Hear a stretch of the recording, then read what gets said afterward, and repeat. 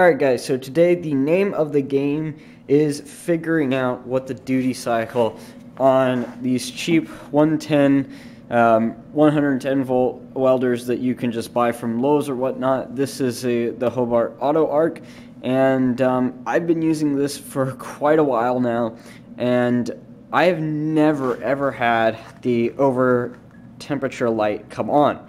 However, that doesn't mean that it won't. So we have the welder set to its absolute max, and what we're going to do is we're going to complete a couple of long welds with it and basically just see if the light will come on. Now, I will say this, I have never had that light come on.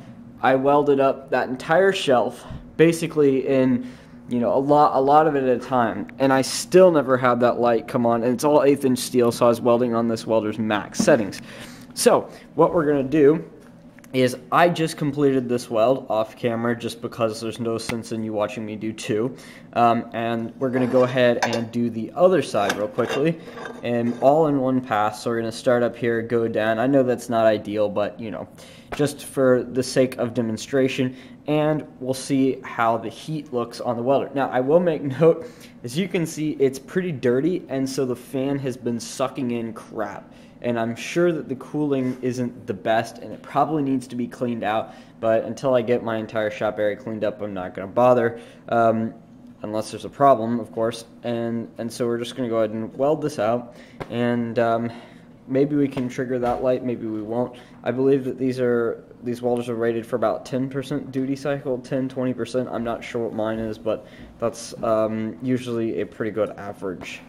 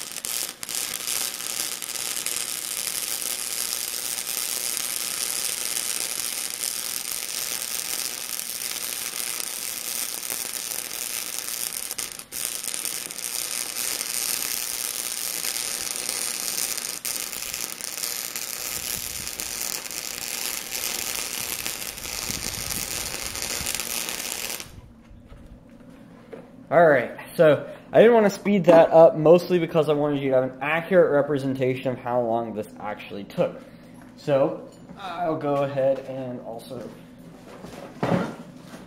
get the wire wheel here.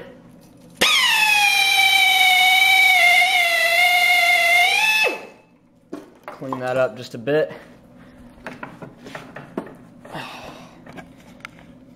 See the way that this looks.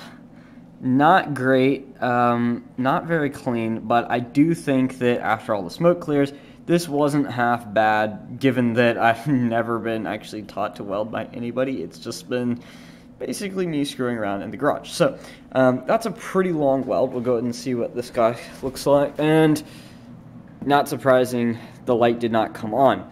So that was a couple of minutes of solid welding, and I'm really surprised. I kind of figured that I would trip the light. I've never tripped it. The thing has never cut off on me. I'm not quite sure why, if there's a problem with it, or that it's just that good and it can keep itself cool. I know that usually these have absolutely, really, really poor duty cycles, and a lot of people don't like them because of that. But to be honest, at least this is the only one that I've really had any experience with. But I mean, maybe others are horrible, but this one seems to be doing really well. And once I clean it off, I honestly think that this is a fairly decent welder, given that it's like $250. I mean, yeah, I know you can get better, and right now, as it comes out of the box, it's only set up for flux core. But I will do a full review of this. I haven't done it yet.